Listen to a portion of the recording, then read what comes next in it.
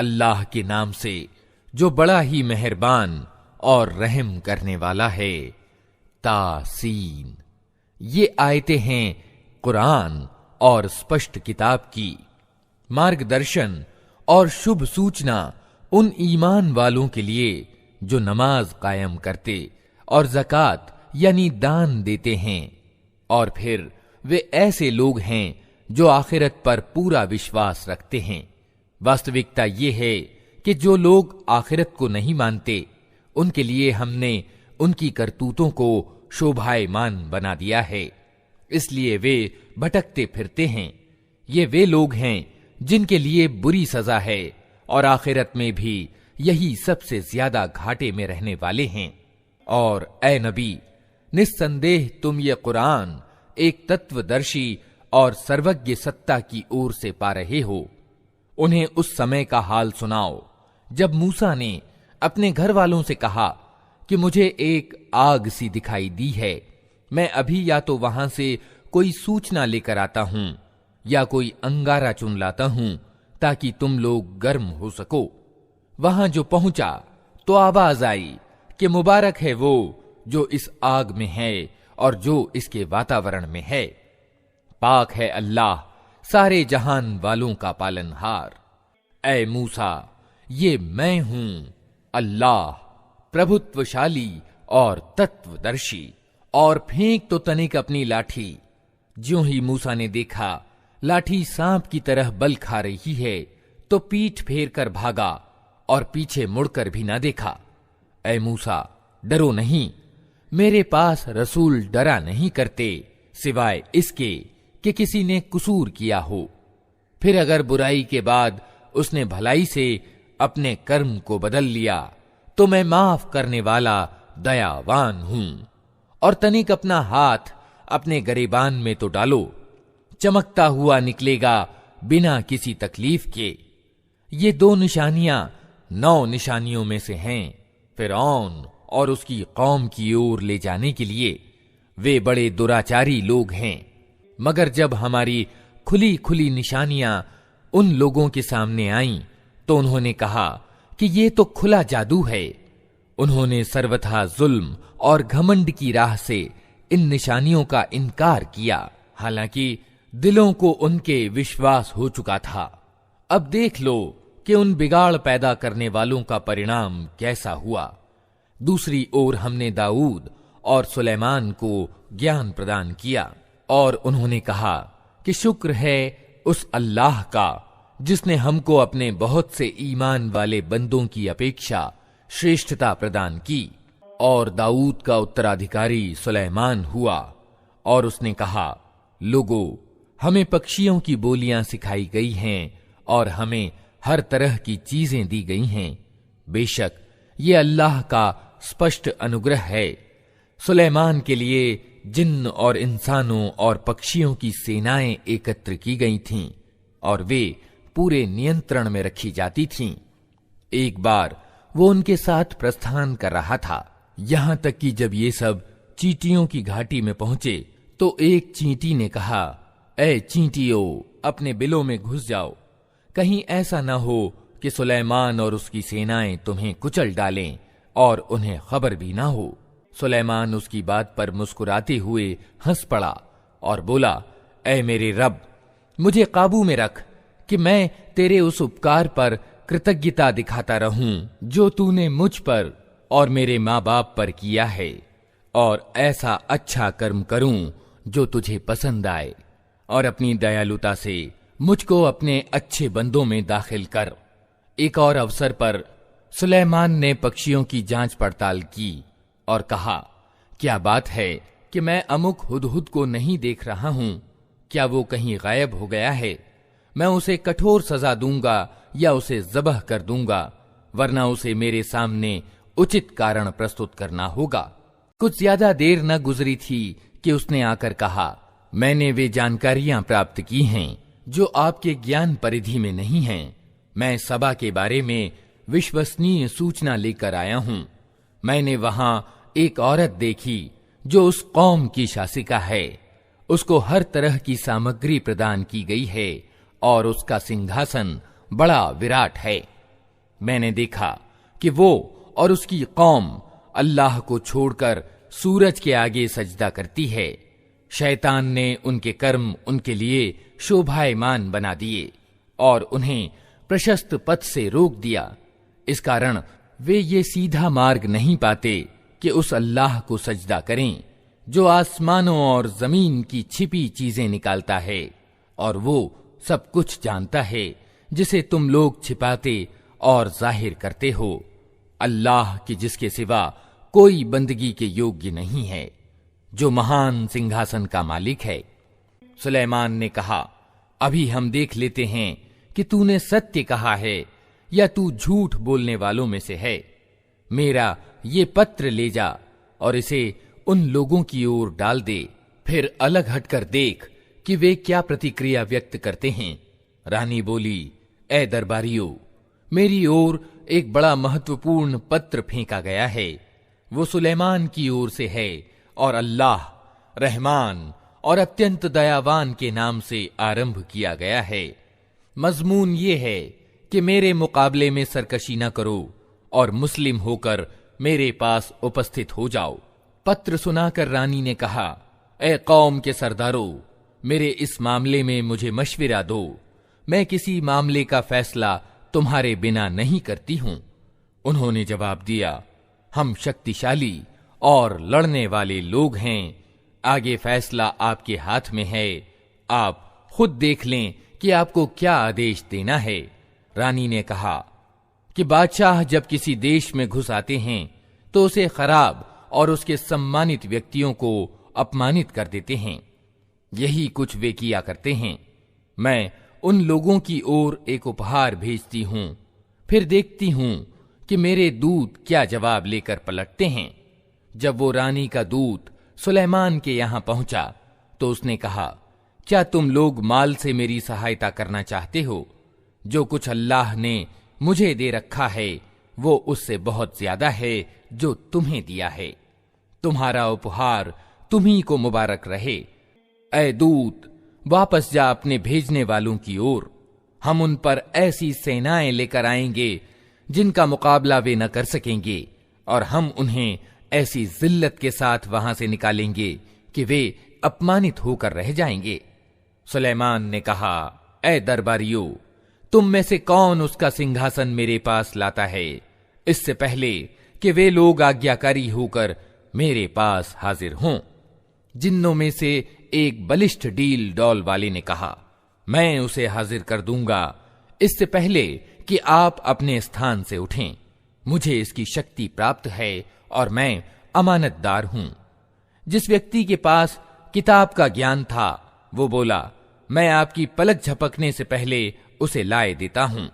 ज्यों ही कि सुलेमान ने वो सिंहासन अपने पास रखा हुआ देखा, वो पुकार उठा, ये मेरे रब का उदार अनुग्रह है, ताकि वो मेरी परीक्षा करे कि मैं कृतज्ञता दिखाता हूं या कृतघ्न बन जाता हूं।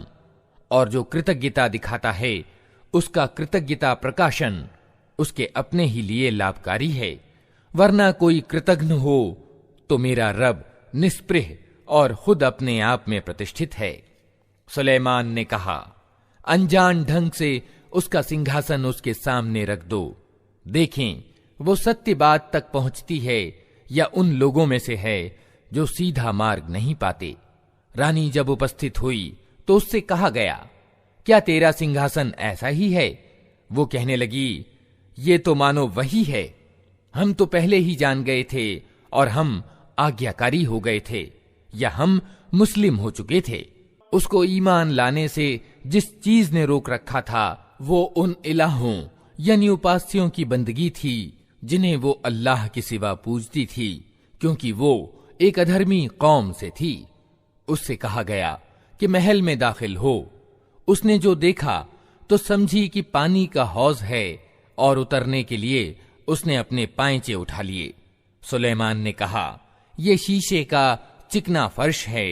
इस पर वो पुकार उठी, ऐ मेरे रब, आज तक मैं अपने आप पर बड़ा जुल्म करती रही और अब मैं सुलेमान के साथ सारे जहान के रब की आज्ञाकारी बन गई।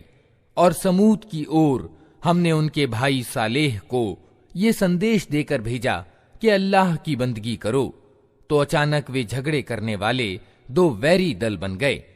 सालेह ने कहा, ऐ मेरी कौम के लोगों, भलाई को छोड़कर बुराई के लिए क्यों जल्दी मचाते हो? क्यों नहीं अल्लाह से माफी की दुआ करते, शायद कि तुम पर दया की जाए।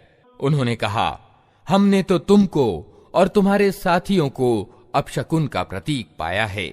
सालेह ने जवाब दिया, तुम्हारे शकुन अपशकुन की डोर तो अल्लाह के पास है। वास्तविक बात यह है कि तुम लोगों की परीक्षा हो रही है। उस शहर में 9 जत्थेदार थे जो देश में बिगाड़ पैदा करते और कोई सुधार का कार्य न करते थे। उन्होंने आपस में कहा, ईश्वर की कसम खाकर प्रतिज्ञा कर लो कि हम सालेह और उसके घर वालों पर रात को हमला करेंगे और उसके वली यानी अभिभावक से कह देंगे कि हम उसके परिवार के विनाश के अवसर पर मौजूद न थे। हम बिल्कुल सच कहते हैं। ये चाल तो वे चले और फिर एक चाल हमने चली जिसकी उन्हें खबर न थी। अब देख लो कि उनकी चाल का परिणाम क्या हुआ। हमने तबाह करके रख दिया उनको और उनकी पूरी कौम को। वे उनके घर खाली पड़े हैं उस जुल्म के बदले में जो वे करते थे। इसमें एक शिक्षा सामग्री है उन लोगों के लिए जो ज्ञानवान हैं। और बचा लिया हमने उन लोगों को जो ईमान लाए थे और अवज्ञा से बचते थे। और लूत को हमने भेजा। याद करो वो समय जब उसने अपनी कौम से कहा, क्या तुम आंखों देखते अश्लील कर्म करते हो? क्या तुम्हारा यही चलन है कि औरतों को छोड़कर मर्दों के पास काम वासना की पूर्ति के लिए जाते हो? वास्तविकता ये है कि तुम लोग घोर अज्ञानता का कर्म करते हो। मगर उसकी कौम का जवाब इसके सिवा कुछ न था कि उन्होंने कहा, निकाल दो लूत के घर वालों को अपनी बस्ती से, ये बड़े पवित्राचारी बनते हैं। आखिरकार हमने बचा लिया उसको और उसके घर वालों को सिवाय उसकी बीवी के, जिसका पीछे रह जाना हमने नियत कर दिया था। और बरसाई उन लोगों पर एक बरसात, बहुत ही बुरी बरसात थी वो उन लोगों के हक में जिन्हें सावधान किया जा चुका था। ऐ नबी, कहो, प्रशंसा है अल्लाह के लिए और सलाम उसके उन बंदों पर जिन्हें उसने चुन लिया। इनसे पूछो, अल्लाह अच्छा है या वे इलाह यानी उपास्य जिन्हें ये लोग उसका सहभागी बना रहे हैं? भला वो कौन है जिसने आसमानों और जमीन को पैदा किया और तुम्हारे लिए आसमान से पानी बरसाया, फिर उसके द्वारा वे शोभायमान बाग उगाए जिनके पेड़ों का उगाना तुम्हारे अधिकार में न था। क्या अल्लाह के साथ कोई दूसरा इलाह भी इन कार्यों में साझीदार है? नहीं, बल्कि यही लोग सन्मार्ग से हटकर चले जा रहे हैं। और वो कौन है जिसने जमीन को ठहरने का स्थान बनाया और उसके अंदर नदी प्रवाहित की और उसमें पहाड़ों की मेखें गाड़ दी और पानी के 2 भंडारों के बीच पर्दे डाल दिए? क्या अल्लाह के साथ कोई और इलाह भी इन कामों में सहभागी है? नहीं, बल्कि इनमें से ज्यादातर लोग नादान हैं। कौन है जो विकल की दुआ सुनता है जबकि वो उसे पुकारे? और कौन उसकी तकलीफ दूर करता है? और कौन है जो तुम्हें जमीन का अधिकारी बनाता है? क्या अल्लाह के साथ कोई दूसरा इलाह भी ये काम करने वाला है? तुम लोग कम ही सोचते हो। और वो कौन है जो सूखी जमीन और समुद्र के अंधेरों में तुम्हें मार्ग दिखाता है? और कौन अपनी दयालुता के आगे हवाओं को शुभ सूचना लेकर भेजता है? क्या अल्लाह के साथ कोई दूसरा इलाह भी ये कार्य करता है? बहुत उच्च है अल्लाह उस शिर्क यानी बहुदेववादी कर्म से जो ये लोग करते हैं। और वो कौन है जो प्रथम बार पैदा करता और फिर उसकी पुनरावृत्ति करता है? और कौन तुमको आसमान और जमीन से रोजी देता है? क्या अल्लाह के साथ कोई और खुदा भी इन कामों में हिस्सेदार है? कहो कि लाओ अपना प्रमाण अगर तुम सच्चे हो। इनसे कहो, अल्लाह के सिवा आसमानों और जमीन में कोई गैब का ज्ञान नहीं रखता, और वे तुम्हारे पूज्य तो ये भी नहीं जानते कि कब वे उठाए जाएंगे, बल्कि आखिरत का तो ज्ञान ही इन लोगों से गुम हो गया है। बल्कि ये उसकी ओर से शक में हैं, बल्कि ये उससे अंधे हैं। ये इनकार करने वाले कहते हैं, क्या जब हम और हमारे बाप दादा मिट्टी हो चुके होंगे तो हमें वास्तव में कब्रों से निकाला जाएगा? ये खबरें हमको भी बहुत दी गई हैं और पहले हमारे बाप दादा को भी दी जाती रही हैं, मगर ये निरी कहानियां ही कहानियां हैं जो अगले समय से सुनते चले आ रहे हैं। कहो, तनिक जमीन में चल फिर कर देखो कि अपराधियों का क्या परिणाम हो चुका है। ए नबी, इनकी दशा पर दुखी न हो और ना इनकी चालों पर दिल तंग हो। वे कहते हैं कि ये धमकी कब पूरी होगी अगर तुम सच्चे हो। कहो, क्या आश्चर्य कि जिस अजाब के लिए तुम जल्दी मचा रहे हो उसका एक भाग तुम्हारे करीब ही आ लगा हो। वास्तविकता ये है कि तेरा रब तो लोगों पर बड़ा उदार अनुग्रह करने वाला है, मगर ज्यादातर लोग कृतज्ञता नहीं दिखाते। निस्संदेह तेरा रब खूब जानता है जो कुछ उनके सीने अपने भीतर छिपाए हुए हैं और जो कुछ वे व्यक्त करते हैं। आसमान और जमीन की कोई छिपी चीज ऐसी नहीं है जो एक स्पष्ट किताब में लिखी हुई मौजूद न हो। ये सत्य है कि ये कुरान इसराइलियों को प्रायः उन बातों की वास्तविकता बताता है जिनमें वे विभेद रखते हैं, और ये मार्गदर्शन और दयालुता है ईमान लाने वालों के लिए। यकीनन इसी तरह तेरा रब इन लोगों के बीच भी अपने आदेश से फैसला कर देगा, और वो प्रभुत्वशाली और सब कुछ जानने वाला है। अतः ए नबी, अल्लाह पर भरोसा रखो, यकीनन तुम स्पष्ट सत्य पर हो। तुम मुर्दों को सुना नहीं सकते, न उन बहरों तक अपनी पुकार पहुंचा सकते हो जो पीठ फेर कर भागे जा रहे हों, और न अंधों को मार्ग बताकर भटकने से बचा सकते हो। तुम तो अपनी बात उन्हीं लोगों को सुना सकते हो जो हमारी आयतों पर ईमान लाते हैं और फिर आज्ञाकारी बन जाते हैं।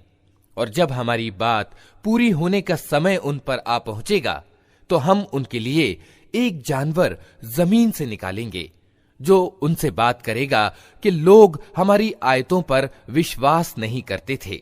और तनिक कल्पना करो उस दिन कि जब हम प्रत्येक समुदाय में से एक फौज की फौज उन लोगों की घेर लाएंगे जो हमारी आयतों को झुठलाया करते थे। फिर उनको उनकी किस्मों के अनुसार श्रेणियों में क्रमबद्ध किया जाएगा, यहां तक कि जब सब आ जाएंगे तो उनका रब उनसे पूछेगा कि तुमने मेरी आयतों को झुठला दिया, हालांकि ज्ञान की दृष्टि से तुम उन पर हावी न हुए थे। अगर ये नहीं तो और तुम क्या कर रहे थे?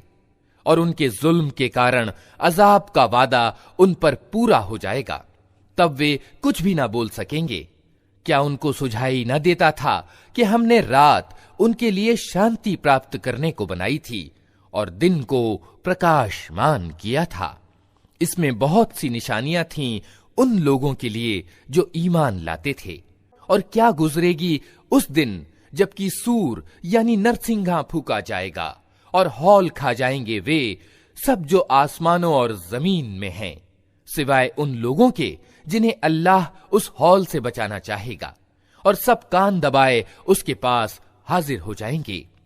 आज तू पहाड़ों को देखता है और समझता है कि खूब जमे हुए हैं, मगर उस समय ये बादलों की तरह उड़ रहे होंगे।